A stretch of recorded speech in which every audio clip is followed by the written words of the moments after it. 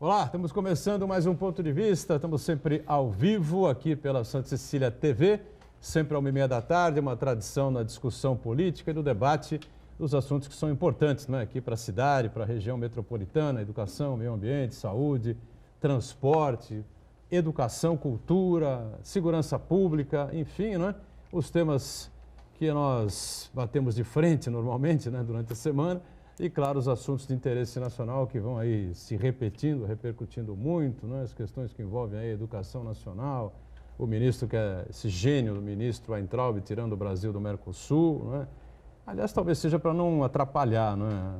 O bom nível que tem o Paraguai, a Argentina e o Uruguai na área da educação, né? O nosso desastre não atrapalharia mais esses três países que são parceiros do Brasil no Mercosul, né? O dólar explode, as exportações não avançam e o Brasil trata os seus parceiros aqui, os seus vizinhos, como se fossem, não é, lixos, né? Uma coisa inacreditável o que está acontecendo. Vamos acreditar que a coisa se recupere, né? Eu espero que o presidente da República, Jair Bolsonaro, ponha aí a mão na cabeça e perceba aí os nomes, aí, as figuras que ele nomeou para ministérios de tamanha importância, né? Como economia, educação, né? E outros que tantos aí, área associação social, enfim, né? Para poder recuperar o seu governo a partir de janeiro de 2020, porque 2019, na verdade, viu-se praticamente nada, né? E a gente aqui sempre com uma reprise na Santa Cecília TV a partir das 20 horas, né? 8 da noite, para você poder acompanhar e conferir também. Ladies First, aqui no Ponto de Vista, a psicóloga a doutora Gisela Monteiro está com a gente mais esta edição aqui do programa, né? A Gisela que é psicóloga por formação, doutora em psicologia social e é professora também aqui da Unisanta. Tudo bem, Gi? Prazer revê-la. Tudo jóia, graças a Deus. Tudo mais ou menos. Mais ou menos? Tudo mais ou menos. A gente pensando no país, a coisa vai mais ou menos. Enfrentando. Pessoalmente, estamos bem. Ronaldo Serápicos, advogado, sempre antenado com as coisas da cidade e com o país, mais uma vez está com a gente participando aqui, colaborando conosco. Tudo bem, Ronaldo? Tudo bom, Edgar. Tirando o surreal, tirando o que não presta, tá tudo ótimo, né? Tirando os surrealistas, a coisa tá muito boa. Queria dar um abraço para o Marcos Santana, doutor Gisela, você, Edgar, e em especial ao telespectador da Santa Cecília. Muito bem. E o Marcos Santana está lá na ponta, né? Sempre conferindo aí as redes sociais, as transmissões que fazemos aqui do Ponto de Vista e a sua participação, que é sempre importante aqui conosco. Tudo bem, Santana? Tudo bem, boa tarde a todos. As coisas andam num ritmo tão alucinante no Brasil que tudo que está fora da ordem acaba sendo o normal, né? O tumulto, então, tornou-se o normal no nosso país. E eu quero convidar você a participar também do programa, mandando sua pergunta, crítica, sugestão, pelo Facebook, Ponto de Vista, com Edgar Butrão, ou então por e-mail, contato@pontodevista.tv.br. O programa também pode ser acompanhado ao vivo pela internet, santaportal.com.br/tv. As edições anteriores do Ponto de Vista ficam disponíveis na internet também, no nosso canal no YouTube e na nossa página no Facebook. E você que quiser acompanhar a reprise às 20 horas, com a Suelene Ferreira, uma boa noite. Como é o nome dela? Suelene Ferreira. Suelene Ferreira. Obrigado por estar com a gente, a todos e a todas, né, que acompanham o Ponto de Vista diariamente. Obrigado por estarem com a gente aqui. E lembrando, né, nossa reprise é às 8 da noite, né? A partir das 2h30 o programa ao vivo termina e até a reprise às 8 da noite. Fica esse horário aí, a gente sempre na expectativa de qual é o absurdo que pode acontecer na República Brasileira, né? Agora é o presidente da Funarte, né, que é essa... Funarte é a fundação, né, Fundação para a Arte, é isso, não? Fundação Nacional. Nacional da Arte, é isso, né? Eu não sei o nome dele. Cultura. Cultura também? Cultura também. Cultura também, né? Arte, cultura, né? Faz parte, né, de um balaio só. Eu não sei o nome dele, eu consigo abrir aqui essa entrevista. Mantovani? Mantovani, o sobrenome do... Mantovani, não tem nada a ver com o nosso aqui, nosso... Dante. Dante Mantovani. É genial aqui a posição dele, né? Foi divulgada ontem, né? O rock induz as drogas ao aborto e ao satanismo, né? Ou seja, você que nos acompanha, se você gosta de rock, e ele fala, o nomeado, quem nomeou esse cara, hein? Foi o ministro da Secretaria da Cultura, hoje está numa pasta diferente, né? Um ministério diferente, né? As nomeações passam pela Casa Civil e tem Passa pela Casa Civil, tem né? a chancela do presidente da República. O presidente, não foi o presidente diretamente, acho, né, Ronaldo? Vai ver que nem conhece o Não, cara. provavelmente mas... não foi, mas é da responsabilidade do presidente, não dá para dizer que não sabia. Não dá para dizer, tudo bem, né? Ele dá carta branca lá para algumas nomeações, enfim, né? O cara é bom, né? Então tudo bem, pode nomear, né? Agora, então ele diz o seguinte, você aí que é roqueiro por natureza, gosta de uma bateria, de uma guitarra, toca, tem uma bandinha, um conjuntinho, ou apenas admirador, né, Gisela? Como a gente tem aí vários amigos, conhecidos, parentes, enfim, que gostam de rock, pare. Pare agora, como diria Vanderleia, né? É o seguinte, de acordo com esse cidadão, né, como é que chama? Dante Mantovani, presidente da Funarte, o rock induz às drogas, ao aborto e ao satanismo. Então, me parece que daqui para frente ele vai iniciar uma campanha, né, levantar bandeiras contra o rock no Brasil. Que tal, hein? Então, eu não sei nem o que dizer, né? Porque eu sou roqueira. Eu gosto de rock, sou da geração que a gente ouviu rock. Rita Lee, o que é? Rock? O rock, então, o rock mais do que um tipo Erasmo de música, Carlos, é um rock? movimento de rebeldia, de contestação. Então, o Lobão, eu queria entender também o Lobão, porque uma hora ele está de um lado, outra hora ele está do outro, né? Ele agora também está massacrando o Bolsonaro, apesar de ter atacado o PT, ele também ataca o Bolsonaro. Tudo bem. Subiu no caminhão de som do Bolsonaro durante a campanha eleitoral.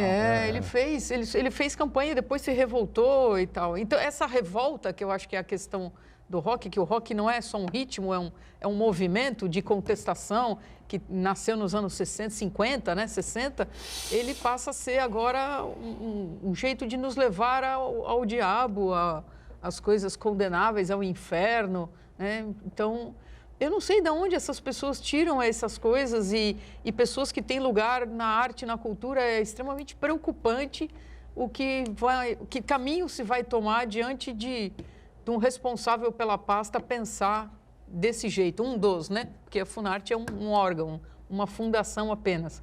Mas acho um retrocesso, na hora que a gente mistura a religiosidade, espiritualidade com o poder público, né? Hoje na Folha também, acho que é a Marilis Pereira Jorge que fala a AIDS tem uma prevalência entre os homossexuais e homens que fazem sexo com homens em torno de 18 e tantos %. E na população geral é menos de 1%. Só que as campanhas não são voltadas para esse público, porque esquece-se que existem gays, homossexuais, porque isso é feio, isso é errado, isso não pode. Então, a ciência não tem sentido nenhum, as evidências científicas são totalmente desconsideradas, desrespeitadas, e pensa-se no que é na cabeça, né, de uma orientação religiosa, o que é certo, o que é bonito, o que é correto, e o resto da população fica abandonada, né? Gisela, Edgar, Ronaldo, essa indicação para a Funarte do Dante Mantovani é mais uma obra do secretário especial de Cultura, o Roberto Alvim, que é aquele sujeito ali que ofendeu a Fernanda Montenegro, demoniza o Chico Buarque, Caetano Veloso e por aí vai, né? E esse sujeito, quando ele assumiu a secretaria especial, que substitui o Ministério da Cultura, o que ele fez? Ele colocou nas suas redes sociais um pedido para que mandassem currículos de pessoas ligadas à classe artística, de pessoas do perfil de ultradireita, de direita, conservadores, para fazer frente à esquerda, entre eles, as palavras da esquerdopatia, né? Claro. E aí, o que começou a acontecer? Vieram currículos de pessoas como esse sujeito aí, esse terraplanista, esse sujeito que demoniza o rock, e também... Ele é terraplanista também, esse cara? O presidente da Fundação Palmares, que é um negro, que ele fala que no Brasil não existe racismo, que é tudo mimimi, ele relativiza toda essa questão racial no Brasil, e as manifestações dele ao longo de todo o tempo aí motivaram o próprio irmão dele e falou assim, eu tenho vergonha de ser irmão desse capitão do mato. Quer dizer, esse é o mato sem cachorro, onde o Brasil está se enfiando. Além desses dois aí, acho que várias outras pessoas em cargos importantes na Secretaria de Cultura foram nomeadas. Então, quem perde com isso daí é o Brasil, é a classe artística, a manifestação cultural, é o desenvolvimento da arte no Brasil de um modo geral. O que era o Cazuza, hein, o Ronaldo Serapis? O Renato Russo era roqueiro também, não? Ou não? Olha, ele não falou do Renato Russo, não chegou Rita a falar. Lee. Mas ele falou... Erasmo Carlos. Ele botou no Quantos rolo. roqueiros a gente tem por aí? Você, por exemplo, não gosta de rock, né? Não, mas o presidente da Funarte colocou categoricamente Elvis Presley e o John Lennon na categoria de demonizados. A coisa é tão absurda, a bobagem é tão grande, que eu concordo 100% com a doutora Gisela, é difícil até de explicar, de dar opinião. É inacreditável que uma pessoa com esse grau de ignorância completa e irresponsabilidade completa consiga chegar a um cargo importante no governo. E uma fundação ligada à arte, né, ligada à cultura. Então, não tem pé nem cabeça você juntar aborto com rock, com Satã, ele misturou totalmente. Não dá para acreditar que ele pensa dessa forma. A conclusão que eu chego é que ele estava tentando aparecer, que ele estava querendo algum polemizar. holofote. Ele queria um confete lá qualquer, ele achou que ia agradar um pessoalzinho. Ele pensou assim, não, vou pegar um nicho aqui, vou tentar me agarrar a esse nicho, porque não é possível. Tem uma coisa que está acontecendo, Pode ser Edgar. algo assim mesmo. Só pode ser, não é possível que ele acredite no que ele falou. Clube, né? Não é possível que ele acredite que o John Lennon era espião da KGB e que o Elvis Presley, que não tinha nada a ver com essa história, né, que rebolava porque fez um pacto com o diabo. Para o mundo que eu quero descer agora. Não dá. Mas olha, está acontecendo, esse pessoal, principalmente o secretário que o Marco Santana levantou o nome dele agora há pouco, eles estão criando uma confusão que é perigosa a longo prazo. Muito. Que inclusive vai contra, não só contra a democracia, contra o progresso, contra o desenvolvimento social, mas até contra a própria discussão política, porque eles estão enquadrando a direita nessa ignorância estúpida, absoluta. Você ser de direita e ser conservador é um direito que você tem e não é nenhum defeito. Você não precisa ser idiota para ser de direita, você não precisa ser ignorante e preconceituoso para ser conservador, meu Deus do céu. Quantos caras de direita você conhece que são roqueiros? Você tem grandes líderes da história da humanidade que eram conservadores. É verdade. Lutaram contra a ditadura, lutaram contra o nazismo, contra o fascismo. O Winston Churchill era um grande conservador, lutou contra o fascismo. Então, e você aqui no Brasil vai encontrar gente de direita que tem ideias mais conservadoras, que acha que o capital e o liberalismo têm um fundamento lógico e que não tem esse tipo de comportamento. Gosta de rock. E que gosta de rock. Não, aí nem se fala, eu não vou nem entrar nessa história da religião. E que é extremamente culto, erudito, aprecia arte. É verdade, lógico. Então as pessoas têm o direito de ser contra o aborto, eu acho que é um direito legítimo, tem até uma boa justificativa, tem o direito de ser contra as drogas, pode até não gostar de rock, tá certo? Agora, a partir do momento que você vira uma pessoa pública, que assume uma função pública, você tem que ter, além de um pouquinho de raciocínio lógico, você tem que ter responsabilidade. Você sabe quando você dá uma declaração dessa, vai na rede social, esta última aí do presidente da Funarte foi no YouTube, você tem que saber que você está falando agora em nome de uma instituição maior, que é o governo que comanda esse país. Então não pode se dar o luxo de pegar as suas opiniões pessoais, particulares e transformar isso em política de governo. Porque a impressão que dá é essa. Olha, a partir de hoje, a Funarte não vai mais apoiar quem fizer rock, porque para mim não é o gênero musical que eu gosto. Ele falou também do sertanejo, tem um outro vídeo dele que ele fala mal do sertanejo também, que não tem mais nenhum caipira fazendo sertanejo. Então, eu respeito a opinião pessoal dele, mas ele não pode usar a opinião pessoal dele para falar como presidente da Funarte. Aí ele quebrou a cara totalmente e ele causa um desserviço, inclusive, à direita brasileira e conservadora, que é muito mais inteligente que isso. Eu não posso acreditar que a direita séria brasileira tenha esse grau de ignorância e discriminação que esse rapaz apresentou. Eu acho o seguinte, o Jair Bolsonaro foi eleito, não é, em outubro do ano passado, democraticamente ganhou as eleições, assumiu o governo, botou a faixa presidencial e fez escolhas completamente equivocadas. Completamente equivocadas. A começar pela área da economia. Eu já disse aqui 1 milhão de vezes e repito, uma série de economistas aí muito mais preparados, né, muito mais conhecedores do Brasil, né, de finanças públicas, de orçamento, do que o seu Paulo Guedes. Paulo Guedes é um homem de mercado, se atropela, enfia os pés pelas mãos, né, fala bobagem uma em cima da outra, tem um pavio muito curto, né, mordeu a isca do ex-presidente Lula, né, que foi atacar na operância econômica, né, do país, né, do governo nesse ano, enfim. Então, o presidente Bolsonaro se aconselhe com gente séria, né, procure gente competente, né, tire essa gente do governo. Mas um governo equilibrado, um governo que seja... um governo que tenha objetividade. Talvez o Paulo Guedes seja o melhorzinho desses aí, hein, Edgar? Você não acha? É o pior de todos. Eu acho que é o melhorzinho deles. Ele teve esse todos. deslize do AI-5 aí, foi uma declaração infeliz, mas a economia tem mostrado sinais de recuperação, ele tem um bom discurso. Ronaldo, Aonde? permita discordar, a economia Não, tem comparado dado com os demais sinais ministros, muito né? tímidos, Comparado com os demais ministros. apesar de Paulo Guedes e Jair Bolsonaro. Meirelles, você acha que o Meirelles foi ruim? Porque eu acho que, na verdade... Não, os que estão no governo hoje. Ah, não, desse time do Bolsonaro? O time do Bolsonaro é o melhor nomeou? disparado.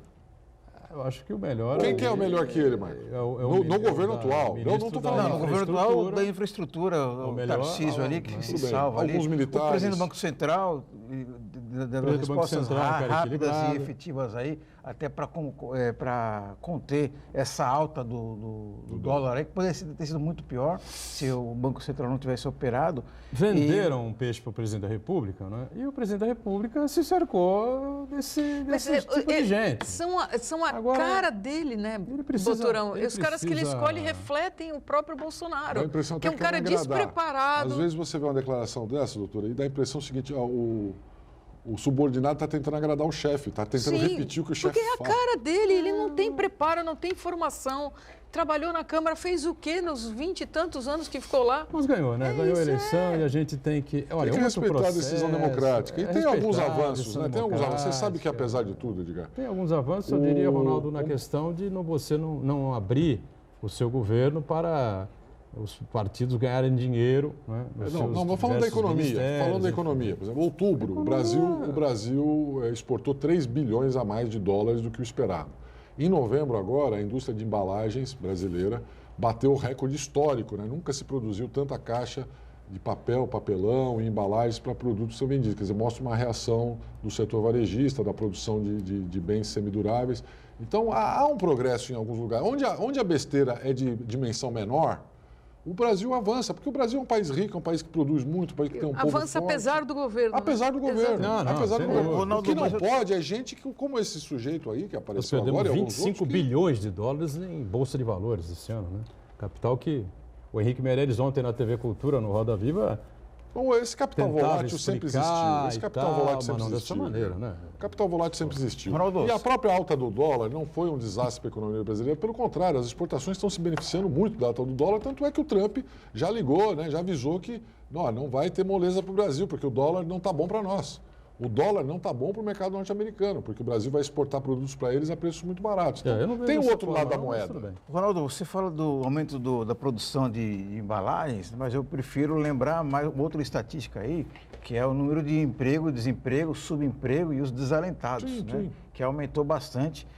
O desemprego, ele fica bandeando para lá e para cá, mas a grande massa de desempregados no Brasil é muito grande ainda e aumentou muito aquele chamado desemprego, né? A tal da uberização da economia, né? Aquele trabalho informal ali que o provisório fica sendo permanente. Então, em legítima defesa, o sujeito vai entregar comida do McDonald's, vai dirigir por aplicativo e por aí vai. Isso aumentou muito, como consequência direta disso daí, o que acontece? É um achatamento da massa salarial brasileira, a perda do poder aquisitivo do brasileiro, e quem acaba sofrendo aí é o comerciante, é a empresa, é a indústria, o prestador de serviço, que cada vez menos dinheiro tem circulação na economia. Então, eu acho que a situação é preocupante porque indica uma tendência de cada vez mais o poder de compra do brasileiro está sendo reduzido. E o livre mercado que o ministro Paulo Guedes propôs à China seria uma catástrofe para a indústria brasileira em 5 anos, né? Deixar terra arrasada aqui, porque ia acontecer aqui o que aconteceu em parte nos Estados Unidos, né? Todo mundo passou a deixar de produzir para buscar a China, Taiwan.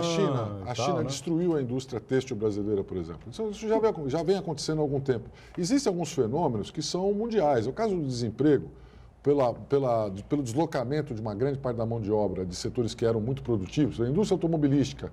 Hoje se calcula que a indústria automobilística emprega 20% do que empregou já no auge da produção de automóveis nos anos 70 e 80. Porque você tem hoje são automação, robôs que automação. robôs, Você vai na indústria, a mesma coisa. Você vai no Porto de Santos, a mesma coisa. Nós temos aí um terço, uma fração dos estivadores que nós tínhamos. Então, há um processo mundial, internacional, de mudança de perfil do trabalhador. O trabalhador tem que se profissionalizar, se preparar para exercer outras atividades, né? Porque você vai tirando da indústria e da produção em massa esse pessoal. E isso no Brasil talvez seja o nosso grande problema, que é a educação, isso aconteceu na Coreia, está acontecendo na China. Nós tivemos aqui, talvez até a doutora Gisela possa comentar, agora saiu o demonstrativo, né, de educação no mundo, que a China hoje lidera, e o Brasil está entre os últimos da América do Sul. Então, isso me preocupa mais, porque a economia brasileira, ela dá sinais de retomada. Tem os pontos negativos que o Marco levantou, é importante, o desemprego ainda é muito alto, o achatamento da renda é um fator real, mas você tem outras estatísticas que mostram que há uma reação em relação ao que aconteceu, pelo menos nos últimos governos petistas da presidente Dilma, que foi um desastre completo. Total. Então, a construção civil hoje está vendendo muito mais do que vendia no final do governo Dilma. Tem problemas para serem resolvidos? Tem. Agora, para mim, o que preocupa mais é o Brasil não estar preparado para formar esta nova mão de obra, para novos empregos diferentes do que existiam antes. E nós ainda não aprendemos a fazer e a empregar esses trabalhar como Uber está salvando a classe média que não porque tem... eles não sabem fazer outra coisa.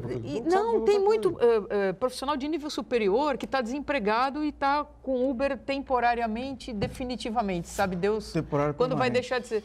Porque por conta disso, eu acho que a formação tem que ser diferente.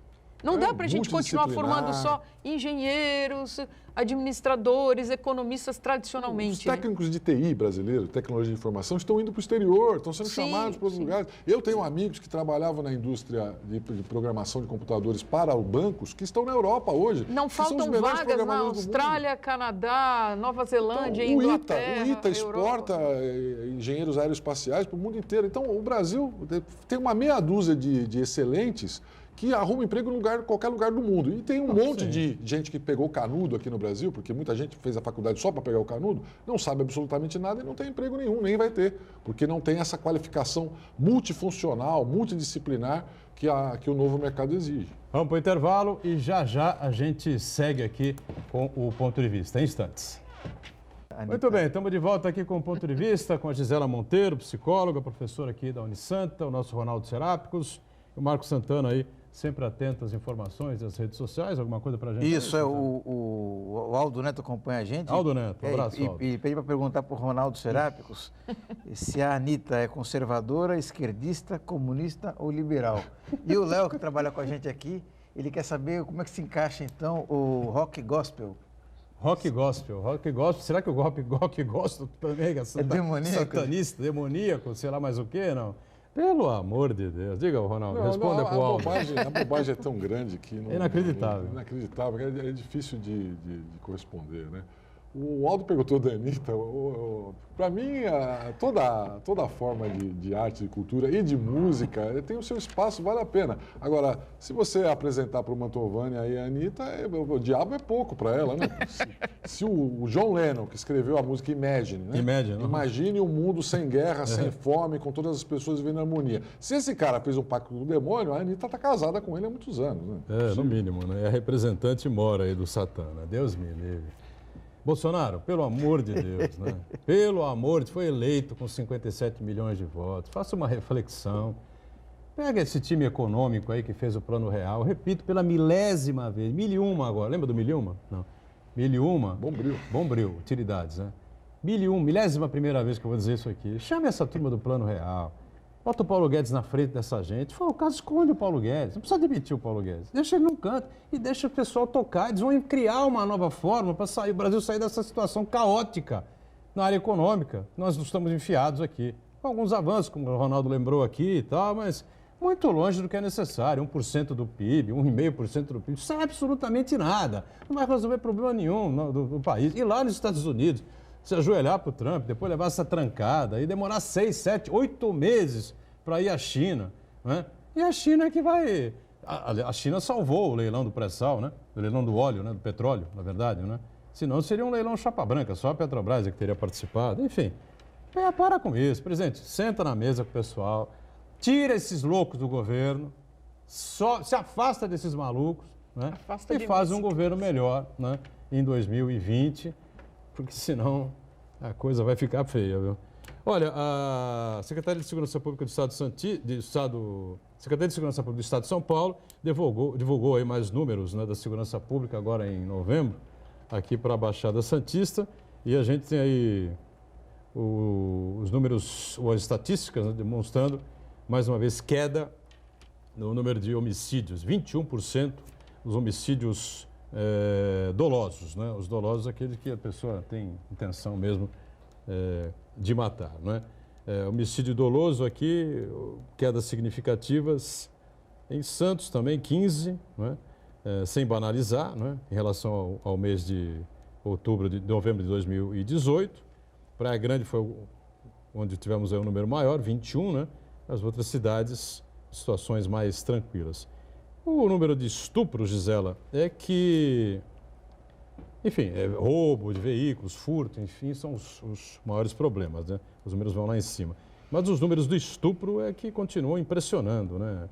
90 e poucos em Praia Grande, 52 em Santos, 44 em São Vicente, enfim, daqueles que são notificados, né?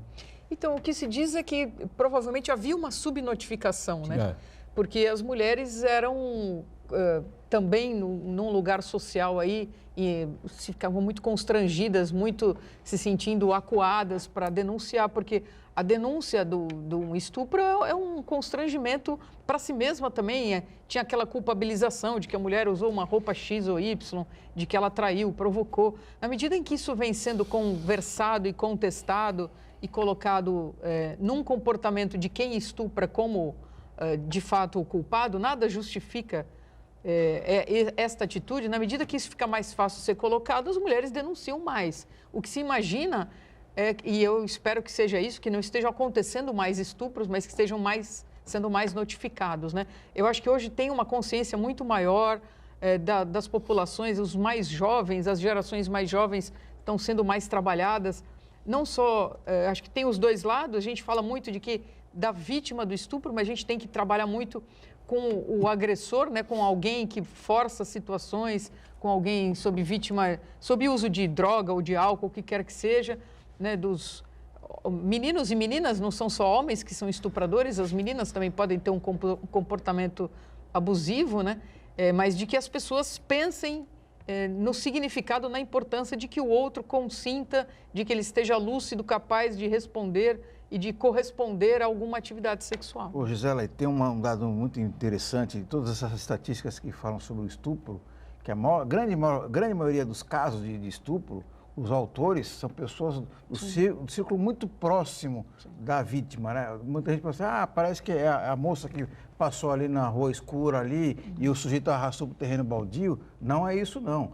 Muitas vezes é o marido, o namorado, o amigo, o padrasto, avô, o avô, tio, Então vizinho. isso é muito comum, né? Então, a partir do momento de que, quanto mais a gente fala sobre essa questão aí, eu acho que mais a gente consegue evitar casos de estupro. E sendo alguém do conhecimento da pessoa, né, da vítima, tem toda essa ideia de que é possível chantagear, ameaçar, porque você conhece o lugar daquela pessoa, né, na família e na sociedade, então começam a se organizar formas de pressão para que isso não seja denunciado. Isso a gente vê com treinadores de times, né, de vários esportes, vizinhos, padrastos, avós. Eu conheço histórias de avô estuprando netos e netas. Dentro do trabalho também, né? Sim. Um homem que ocupa um cargo de chefia faz uma chantagem ali com a mulher. Então, e assim por agora é mais possível que os denunciantes sejam protegidos e sejam ouvidos adequadamente para que a gente tente diminuir a quantidade dessas situações, né? Bom, furto de veículos também, viu, Ronaldo? Roubo de veículos também em queda, não é? Aqui na cidade, latrocínios pouquíssimos, né? Muito poucos, graças a Deus, aqui, né? Queda também é gritante, e roubo de veículos, furto de veículos. Os municípios aqui que tiveram um aumento de novembro de 18 para novembro de 19 são, assim, muito pouco significativos, né? Claro que a gente não pode banalizar, né? Banalizar a vida, banalizar quem é roubado, quem é assaltado, essa coisa toda. Mas os números apresentados pela Secretaria de Segurança Pública até que são razoáveis aqui para... Eu sempre tive muita restrição, muito cetismo em relação a estatísticas divulgadas pela Secretaria de Segurança Pública. Não é que eu duvide da lisura, mas é que a estatística ela tem esse problema quando você trata de uma questão social. Algumas são essas que a doutora Gisela levantou. Você tem uma série de variáveis que vão modificar esses números. Se as pessoas estão mais dispostas a denunciar, a fazer o registro, o boletim de ocorrência, é mais fácil, vira estatística. Quando as pessoas cansam, o cara é assaltado 1, 2, 3... Eu conheço um rapaz que tem um posto de gasolina, depois do 5º assalto ele desistiu de notificar, não notifica mais. Então ele continua sendo assaltado, só que a polícia não fica mais sabendo que ele foi assaltado. E tem até alguns casos um pouco mais graves. Quando a Secretaria de Segurança Pública, por exemplo, separou da estatística latrocínio de homicídios, houve uma queda brutal do tamanho no número de homicídios. Só que eles tinham separados, né? O latrocínio, para quem não sabe, é o roubo seguido do homicídio, seguido da morte. Só que eles dão um outro nome, porque o Código Penal brasileiro tem uma outra penalidade, tem um outro tipo penal. Então eles separaram. Acho que estatisticamente é até correto você separar. Mas quando eles fizeram isso, houve uma diminuição. Já faz tempo, não é de agora, mas mostra que a estatística ela é muito fácil de você mudar os números falando a verdade, sem esconder nada, sem simplesmente porque existem muitos fatores aí que modificam essas planilhas. O que eu posso dizer como cidadão é que eu nunca me senti tão inseguro na minha vida, por exemplo, na cidade de Santos. Eu nasci em Santos, passei a vida inteira, nunca me senti tão inseguro. Eu garoto, cresci na ponta da praia, as famílias sentavam nas ruas, botavam uma cadeirinha de praia, a molecada andava de bicicleta. Hoje as pessoas têm medo de ir na padaria, na esquina, e de ser assaltado. Eu moro hoje num bairro que teoricamente é mais seguro e as pessoas são assaltadas todos os dias ali. Então, a sensação de segurança, ela tomou conta. E o Estado abandonou vários setores que ele não entra mais. Nós tivemos outra tragédia de Paraisópolis esses dias, antes de ontem. E aí depois você vai investigar, saber exatamente como é que funcionava. A polícia só consegue entrar em Paraisópolis se for atirando, porque ela é recebida a tiros lá. Toda vez que a polícia tenta entrar, há um confronto. Então, sem entrar no mérito do que aconteceu lá, foi uma tragédia, houve excessos, sim, da polícia. Mas imagina, um lugar que o Estado abandonou. Porque para a polícia entrar, um policial fardado, né, com colete à prova de bala, armado, treinado para entrar, tem que entrar atirando, senão não consegue entrar, é recebido a bala também, é porque o Estado abandonou esses lugares. O Estado não entra. Então, na favela, e aí, meu amigo, você cria uma insegurança. Não é culpa da polícia, a polícia enxuga gelo todo dia, a polícia todo dia salva alguém. A verdade é que o Estado brasileiro desistiu realmente de tomar conta da segurança pública. A gente fica festejando quando caiu 2% do latrocínio, solta rojão, publica no jornal e tal, e aquilo que você falou, Edgar, a gente se anestesiou, nós acostumamos. Esse número de latrocínio está razoável, vamos aceitar. Pô, não dá para aceitar nenhum latrocínio. Então, mas a gente pensar em Paraisópolis, eu estava ouvindo ontem, tem 100 mil habitantes. 100 mil. É maior do que muitas cidades do país. Com que infraestrutura, né? De água, de esgoto, de cultura, de arte, de esporte, de escola, de saúde. A 2 quilômetros do estádio. O Estado lá é o crime organizado. Exatamente, está abandonado pelo Estado constituído. Ele funciona por conta do tráfico que coordena, que organiza. É absurdo o tamanho daquilo. Me parece que o protocolo, né, foi rasgado, né, naquela calamidade lá que aconteceu no sábado, né, porque é um baile, uma festa, enfim, a polícia é orientada a dar segurança ou apenas aguardar algum problema que possa eventualmente acontecer para atuar. E aí o protocolo diz para não entrar, né? Deixa a coisa rolar, a coisa acontecer, enfim. Não tinha por onde sair, eram becos, né? Esse que é a não questão. tem que se meter nisso e tal. Havia lá um problema com o assassinato de um sargento no começo do mês de novembro e uma guerra lá declarada entre a polícia militar e a bandidagem lá, né, que toma conta lá de Paraisópolis, né? E parece que a todo custo a polícia queria... E os bandidos sabiam que se corresse para o baile funk, falar polícia também é exagero. Falar polícia é exagero. Aquele grupo de policiais, né, que desonra, me parece que desonra, né, a farda da Polícia Militar do Estado de São Paulo, da gloriosa PM paulista, né? acabou tomando uma atitude que fugia totalmente do protocolo e daquilo que é determinado, né, pelo comando da PM. Não tinha que entrar naquele momento, né? Tinha um baile funk rolando, uma festa, 5.000 pessoas, 6.000 pessoas, sei lá quantas mil pessoas estavam ali. Tinham jovens, adolescentes, um moleque de 14 anos acabou falecendo, enfim, né? E a gente viu alguns vídeos, alguns dizem que aqueles vídeos não comprovam nada, porque não eram, o vídeo talvez não fosse daquele dia, daquele momento, daquele local, outros garantem que eram, enfim. Só que os policiais foram afastados das ruas e pela pressão da mídia até, entendeu? Eu acho que esse caso vai ser investigado como deve ser, né? E vamos chegar aí a uma conclusão sobre o que aconteceu. Né? Acho que houve um equívoco realmente impressionante por parte da polícia, em virtude, em razão da morte, do assassinato desse sargento aí. Eles queriam, esse grupo de soldados da PM, de policiais militares, queriam vingar esse sargento assassinado no começo de novembro e me parece que descobriram, evidentemente, uma pista, um caminho ali para entrar e aquela confusão acabou sendo gerada e uma tragédia aconteceu com vidas ceifadas, enfim, lamentavelmente. É uma pergunta que fica também, o que jovens, meninos de 14 anos, 15 anos estavam fazendo ali. Mas vão fazer o quê? Vão se divertir aonde, né? Exatamente. É o lugar onde eles têm para curtir, né? Não tem opção, não tem recurso, não tem praia, não tem espaço público, não tem cultura, arte. Para que serve esporte, cultura, arte, lazer? Para que serve? Para ocupar as pessoas, para formar cidadãos, para, né? Não para... Não tem... É 5% da população lá da Paraisópolis, 5.000 pessoas Agora, estão lá. eu não sou especialista, nenhum de nós aqui é especialista, enfim, né? A gente costuma trazer os especialistas, mas me parece menos difícil, menos complexo, né?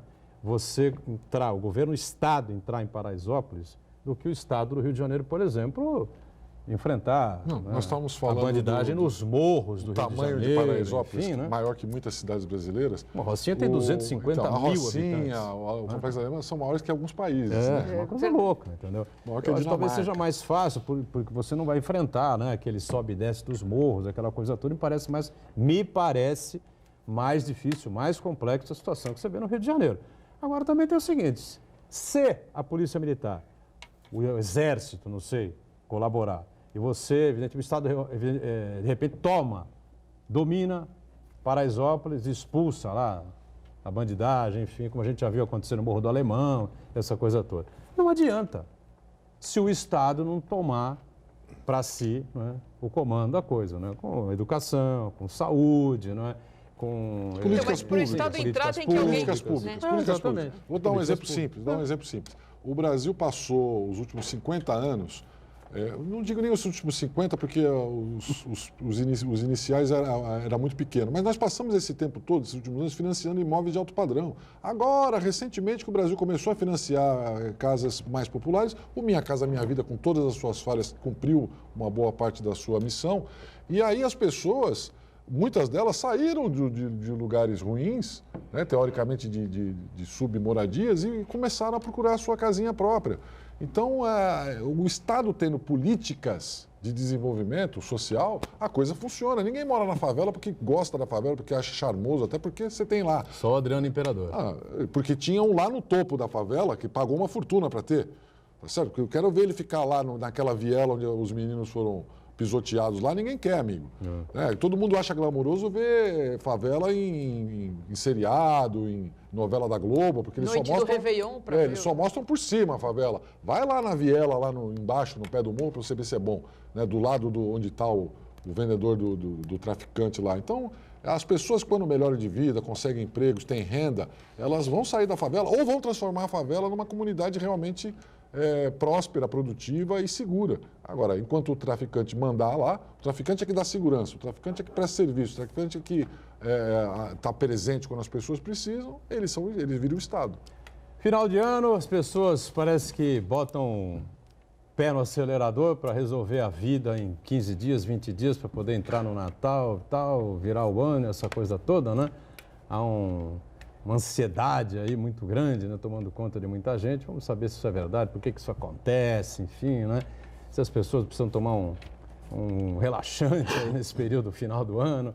Vamos discutir isso daqui a pouquinho com a Gisela, com a participação do Ronaldo, Santana, enfim, a gente volta já já. Muito bem, Ronaldo Serapio, você fica muito ansioso aí para a virada de ano, estamos em dezembro, né? Hoje é dia 3, é isso? Não estou errado não, né? Dia 3 de dezembro. uma terça-feira 3, exatamente, primeira semana.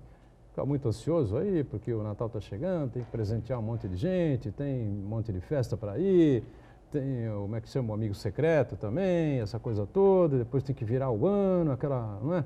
Ou você é mais light? Rapaz, eu venho de uma família de comerciantes, né? Eu trabalhei a minha juventude, adolescência. Então você vê cifrões à frente. Como comerciante. Não, era uma época feliz, eu nem via a cor do dinheiro, porque era o meu pai que cuidava disso. Eu ficava no balcão, vendia, então eu adorava encontrar as pessoas. Depois, no final, antes de entrar na faculdade, eu trabalhei no shopping, né? Nós tínhamos uma loja no shopping, eu que... Papelaria 1001, para quem se lembra aí, presentes, era do pai do Ronaldo. E para mim era uma época fantástica, porque por causa desse contato com as pessoas, um pouquinho do clima de Natal, que já não é mais como era antigamente.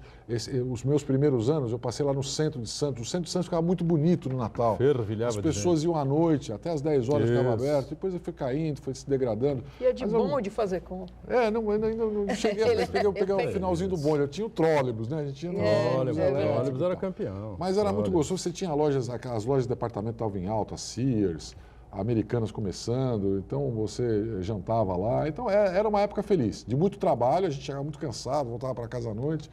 E depois, de uns tempos para cá, Começou a trabalhar menino na loja, então? Comecei com 14 anos, já fichado com 14 anos. Mas eu costumo dizer que desde a barriga da minha mãe eu já ia lá para o balcão.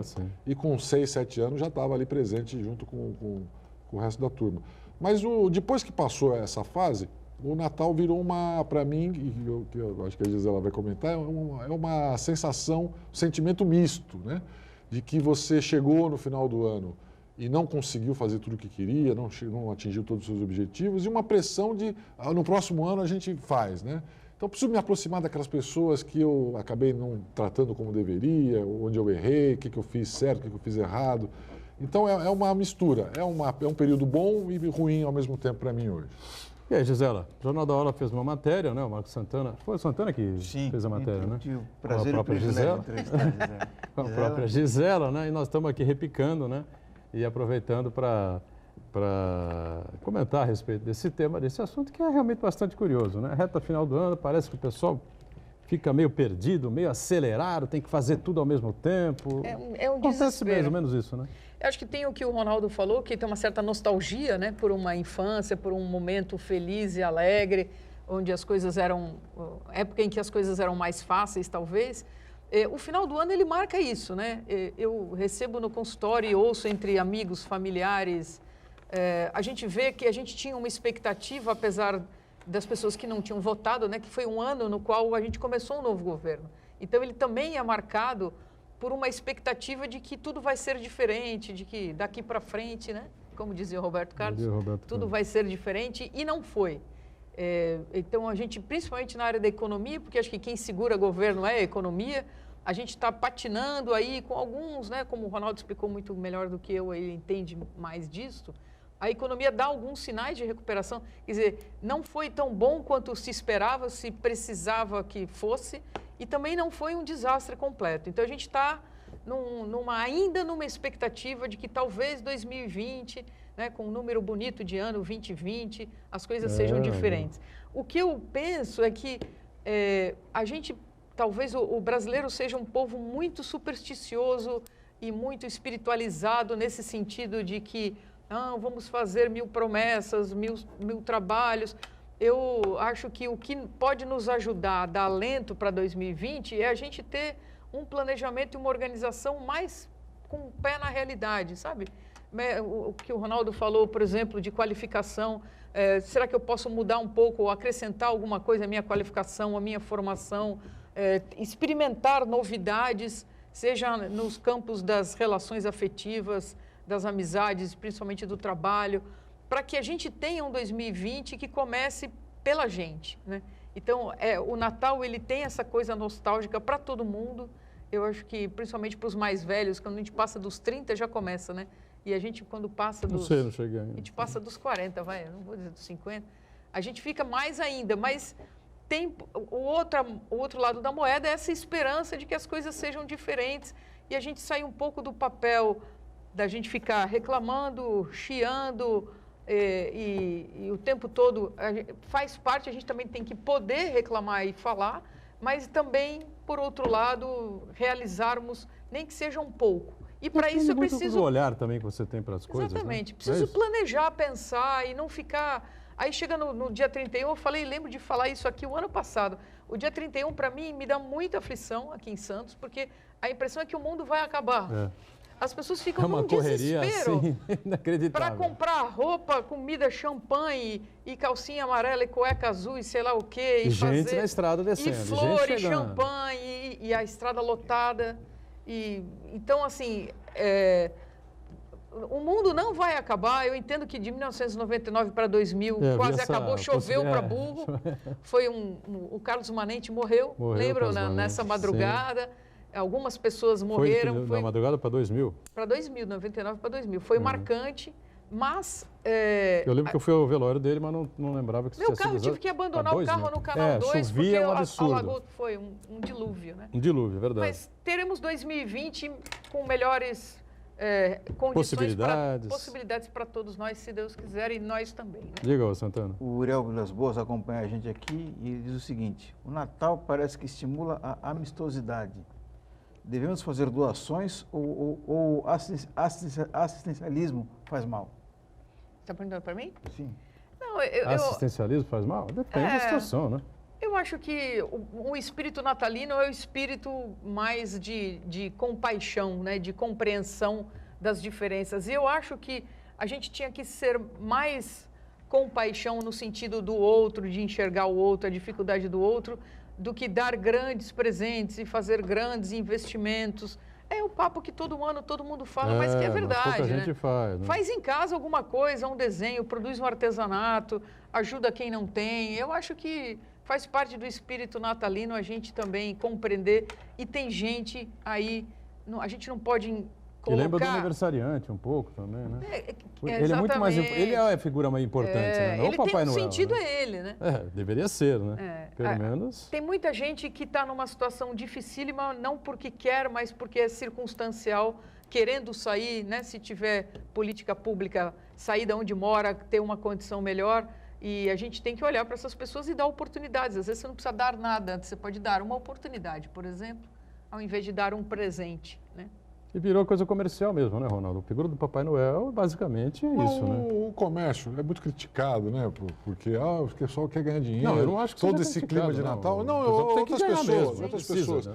Agora, você vê, se não fosse o turismo, o comércio, os restaurantes, você não teria a beleza que tem o Natal hoje nas cidades, né? Grandes cidades do mundo, Nova York, Paris, e mesmo a nossa cidade aqui, modestamente Santos, ela fica bonita por causa do turismo, por causa do comércio, por causa das atividades econômicas. Então, isso faz parte, cria um clima, né? O que importa, na verdade, é você estar próximo das pessoas que você gosta, que você ama, e procurar também dar a sua contribuiçãozinha para o próximo. Eu não sei se o Uriel teve essa intenção quando usou a palavra assistencialismo, porque, para mim, o assistencialismo, como eu ligo muito à política, o assistencialismo, para mim, é aquela pseudo-assistência, né? A falsa ajuda que você dá para o outro pedindo alguma coisa em troca. É meio pejorativo, né? O sujeito que ajuda lá o pessoal da comunidade dele porque depois quer que os votos, ou quer que o apoie, ou quer que sejam cabos eleitorais, estão ligados à política. Mas tem outras formas também de assistencialismo, pessoas que ficam sendo cooptadas ali para apoiar. O crime organizado acaba fazendo isso também, né? Para cooptar a comunidade, dar uns agrados quando chega nessa época do final do ano, distribuir presentes. A gente sabe de favelas do Rio, em São Paulo, que os traficantes distribuem presentes para a comunidade, que é uma forma de manter a fidelidade dessas pessoas. Isso é o assistencialismo, o que eu entendo. Não sei se era essa a intenção da pergunta que ele fez. Agora, você se doar um pouco para o próximo, tem tudo a ver com o espírito de Natal e é uma expressão de cidadania. É a única forma de um país pobre como o nosso voltar a se desenvolver, é você ter esse tipo de anjos, né? Pessoas que se preocupam em, pelo menos para as crianças, para aquelas que ainda têm um futuro longo pela frente, poderem ter uma chance, uma oportunidade de serem alguém e ajudar esse país a se transformar. Igor Santana. O Edgar, o Ronaldo falou que, e de fato, o Natal é uma época de reunir as pessoas que se gostam, que se amam, né? Mas também... É bem assim, Mas não, também tem um porém, como dizia Plínio Marcos, sempre Tudo tem um porém, né? Sempre tem um porém, né? E também a época das confraternizações na empresa, ou reunir aquela grande família. Então tem o tiozão bolsonarista que não gosta do sobrinho esquerdopata e assim por diante, né? Então eu queria que a Gisela ajudasse a gente aqui, na medida do possível, logicamente, como dar dicas de como a pessoa deve se comportar nesse tipo de reunião social, que muitas vezes é inevitável, né? Você acabar se reunindo, aquela troca de presentes, a ceia de Natal, ou mesmo o almoço da firma. Churrasco não, porque churrasco ninguém mais tem carne para poder fazer o churrasco, né? Tem famílias que se desfizeram por causa desse fato. E amigos que não se falam mais por causa disso, porque E às vezes uma besteira. Eu postei na minha rede social lá, o outro não gostou, já respondeu mal educado. Isso virou uma paranoia, né, Gisela? Então, às vezes caso curioso de amigo secreto foi divulgado aí pelas colunistas do UOL, enfim, né? A Rede Bandeirantes gravou, né, o programa de Natal, dia 24 e tal, com os seus profissionais. E fizeram lá o sorteio para quem presenteava quem, né? E o Milton Neves foi dar um presente, caiu com o Roberto Justus, né? Para presentear o Justus. Ambos têm uma pendência judicial há 10 anos. Que ironia, né? Uma baita grana sendo disputada pelos dois, tá certo? Então foi aquela coisa assim, olha, com muita satisfação eu tiro o presente. Então, assim, a gente desprezar um vínculo de 30 anos, 40 anos, de 20 anos, uma amizade ou um vínculo familiar por conta de uma divergência política, eu sugiro sempre a mesma coisa. Não entre na divergência, se retire da roda, tente mudar de assunto.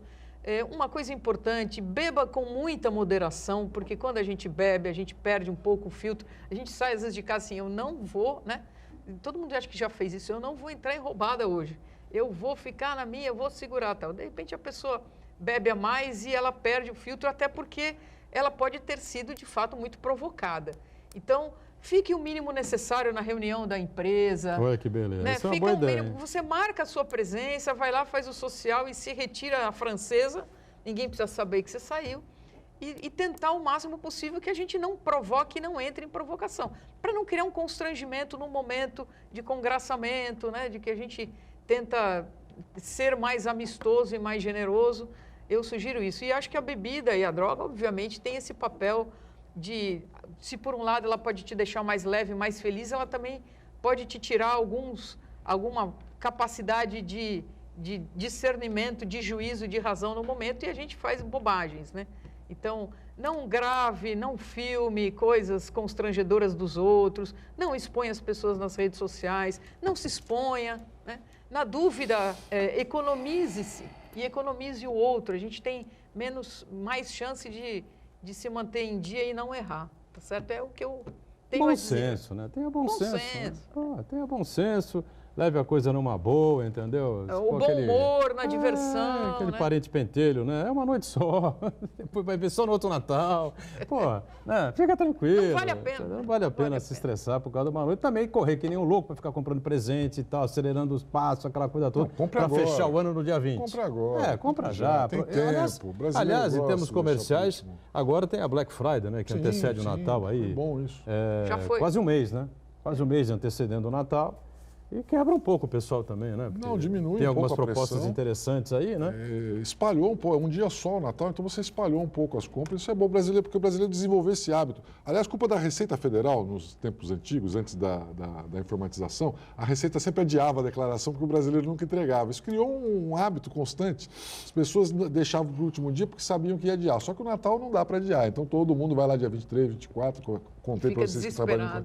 É uma loucura. Então, um pouco de antecedência, se prepara, se organiza e siga esse conselho que a Gisela deu e que um professor me deu também há uns anos atrás, que eu achei ótimo, né? Que ele dizia o seguinte: o único jeito de você ganhar uma discussão é não discutir. Se a discussão virar emocional, só tem um jeito de ganhar, é não participar dela. Qualquer outro resultado você vai perder, mesmo que você ganhe a discussão, você perde alguma coisa.